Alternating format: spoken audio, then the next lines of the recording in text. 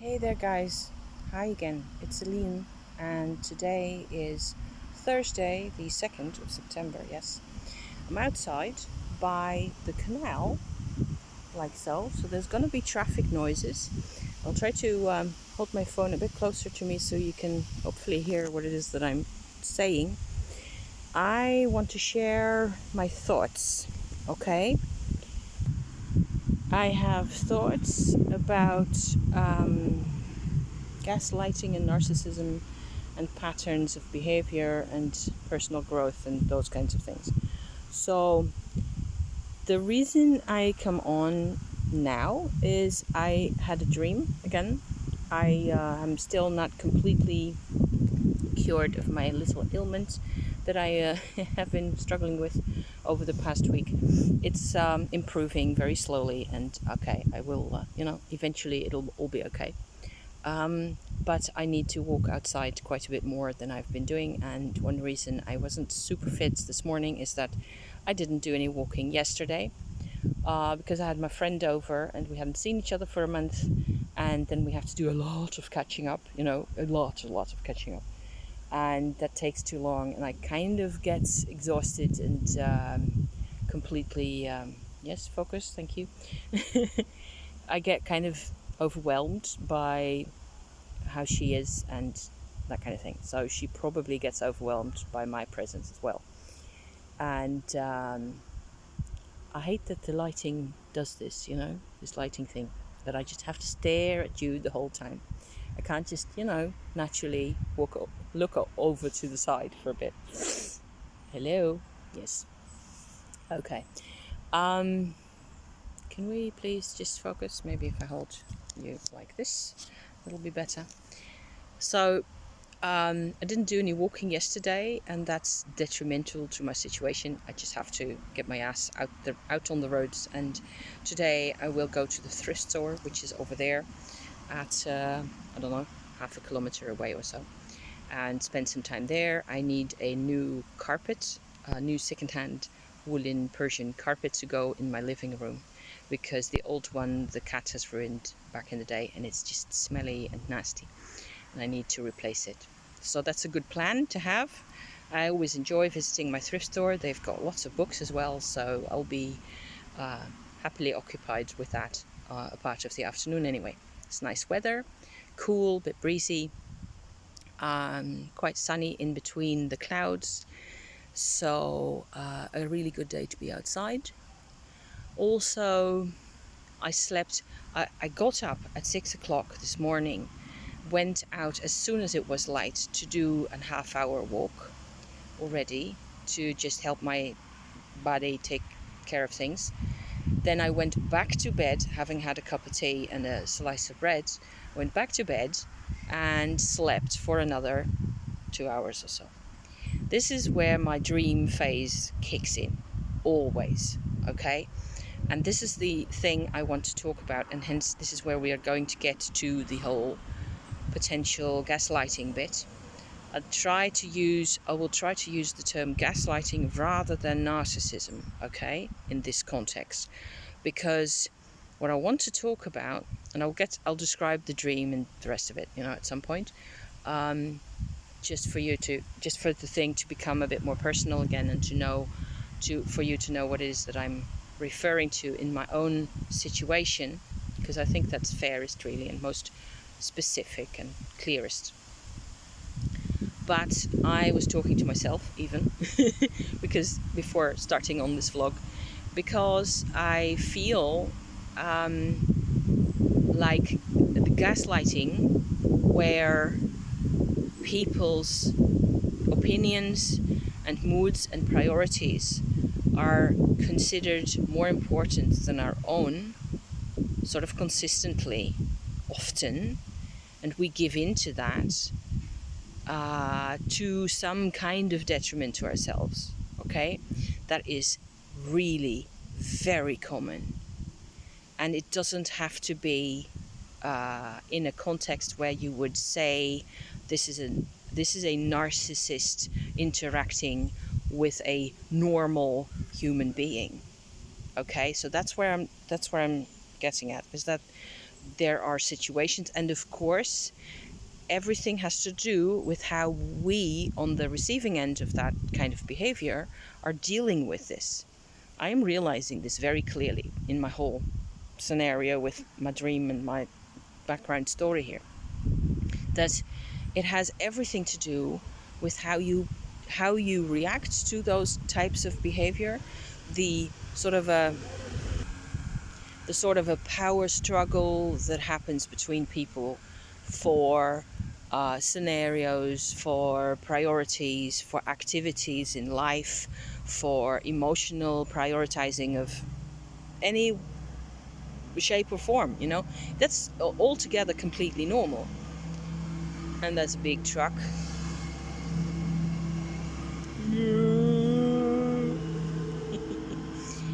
Right, you see, you can't just filter out all the traffic noises. At least I can't. So it's very normal. This kind of an interaction, this kind of a way of dealing with each other is very normal. And it doesn't even have to be necessarily a big problem. If we can settle in some type of a win-win scenario at some point, if we can, sometimes people actually manage this in a relationship with parents or with in marriage or with children, or with neighbors even, to just figure it out, because the basis of everything isn't affecting the self necessarily. And it was for me. It always has been for me. And so the actual gaslighting thing is as much a part of the person, the recipient of the interaction, I'm afraid, that I have to state that's the case. Doesn't mean it's your own fault. That's the wrong analysis of the situation. It's just that you have to be aware, I have to be aware, that I was lacking sufficient backbone, sufficient understanding of myself at that point, at those points where this was taking place in my life, where, I might have acted differently somehow. So, the fact that I didn't have enough backbone I was aware of this for quite a while. However, there's still a level of, I would tend to say, manipulation happening often. Very often it is because of some type of a greater good type of a interpretation of things going on that leads to a situation where people are being used, feeling abused, feeling powerless, and feeling like they're in prison and they've got no way out and no way to improve on the situation. There's no room to wriggle, there's no room for different interpretations and so on and so forth. And you keep trying to adapt, trying to adjust to what's expected of you in that group or in that workplace or whatever it is, or in that relationship. You keep trying to adjust and adapt and conform to what's being thrown at you the whole time, and it just doesn't work. And no matter what you try to do, no matter how hard you try to,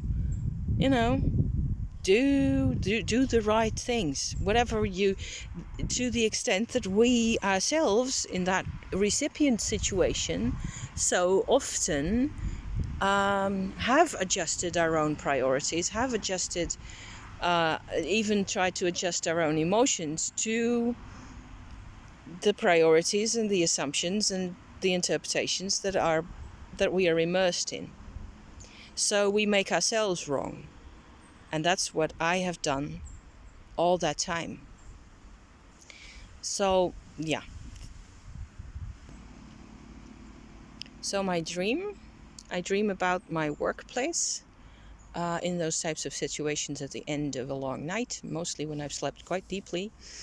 I dream about my workplace, my work surroundings and the type of stuff that I was handling in those days is very present in the dream always. And I've had those dreams once every month or every 2 months or so since I quit the job in question.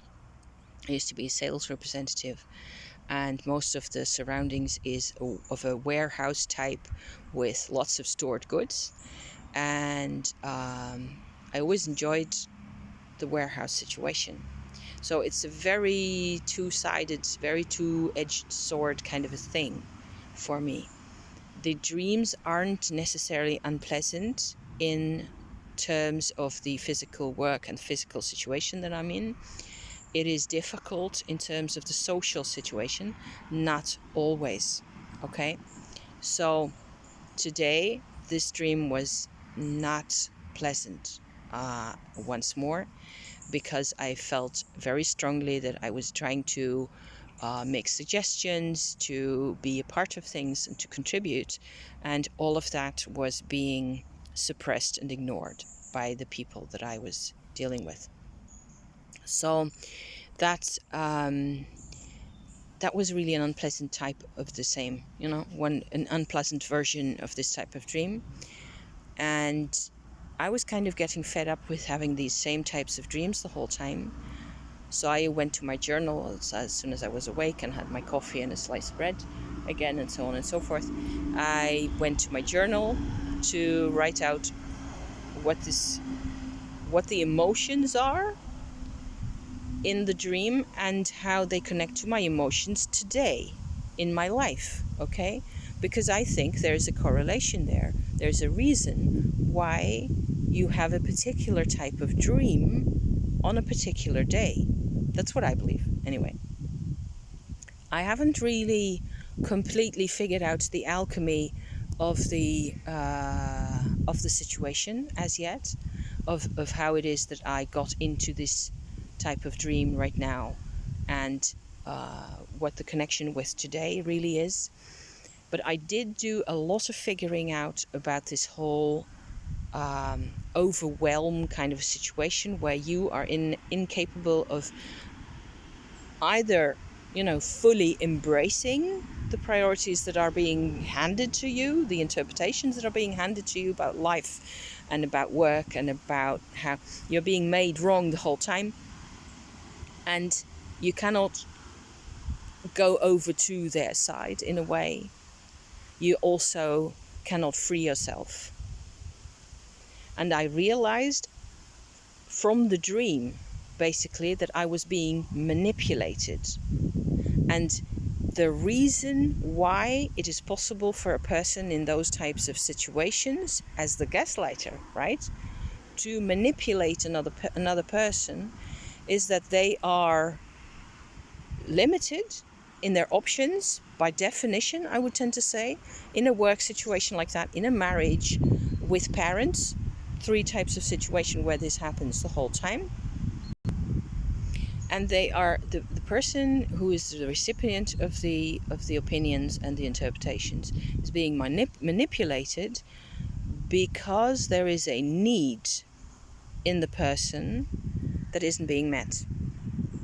I learned, and I'm still learning, about unmet needs from Teal Swan, who I thank from the bottom of my heart for being who she is, really.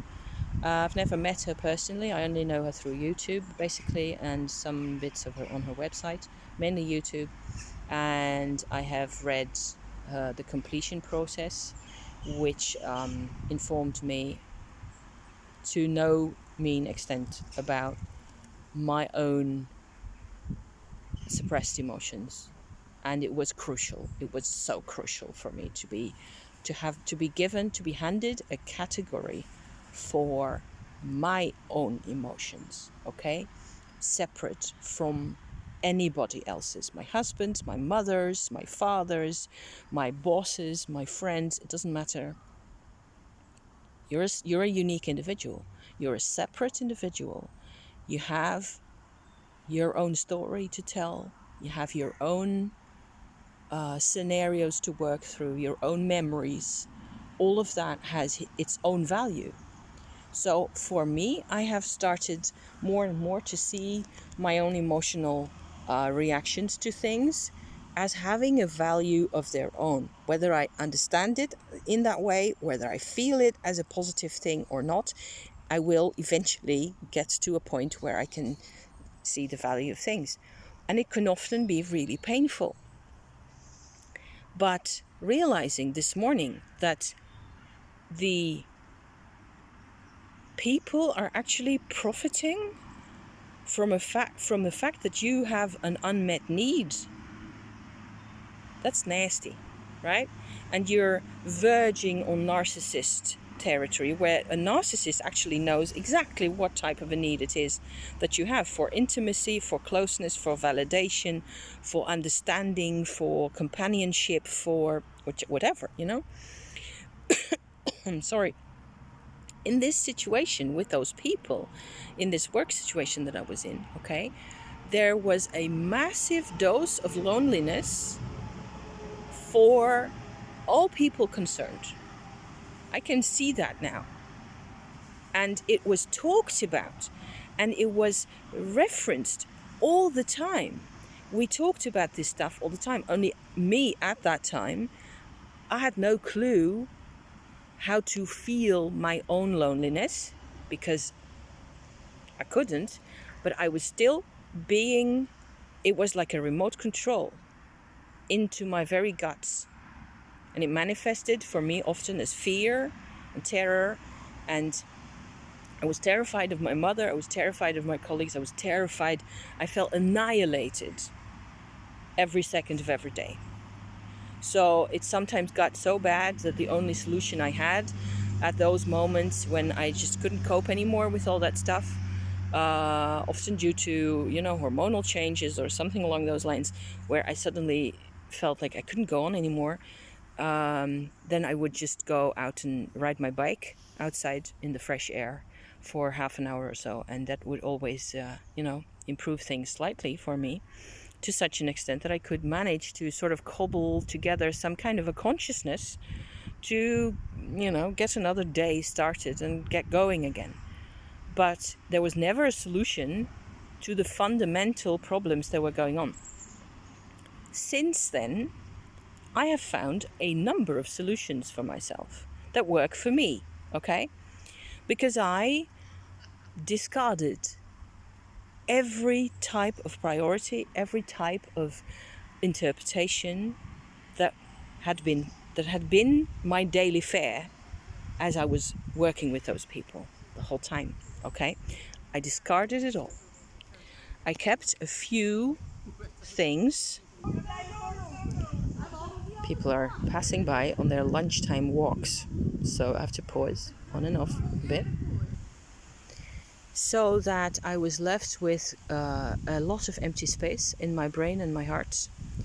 And I got to spend endless hours by myself in my new home without any obligations or any pressure. All I had left of the old days was my husband, who went to work most of the time. He had his own problems, and there was a level of interpretation-ish type pressure coming from him sometimes, but it was intermittent from him. And most of the time, he was completely fine with me doing whatever the hell I liked, okay? It was only when he was himself in pain that I was sort of called in, drafted into the program. And those were important moments, and I learned a lot from those moments.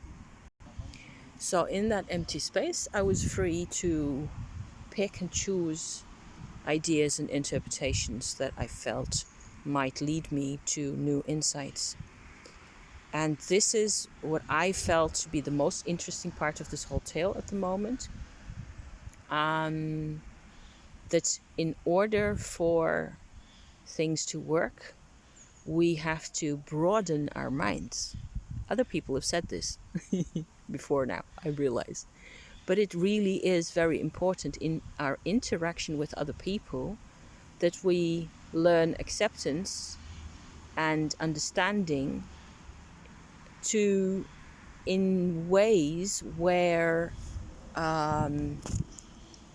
you sort of have to be able to acknowledge a category for people that you have to trust people to know what they're doing, or to potentially at least have reasons for feeling the way they do, or for reacting the way they do.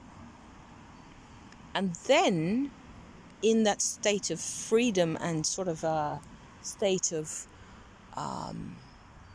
multidimensionality, I would almost say, you know, you have a much better chance of applying wisdom, philosophy. It bears fruit. It will flower. Ideas will suddenly bloom up.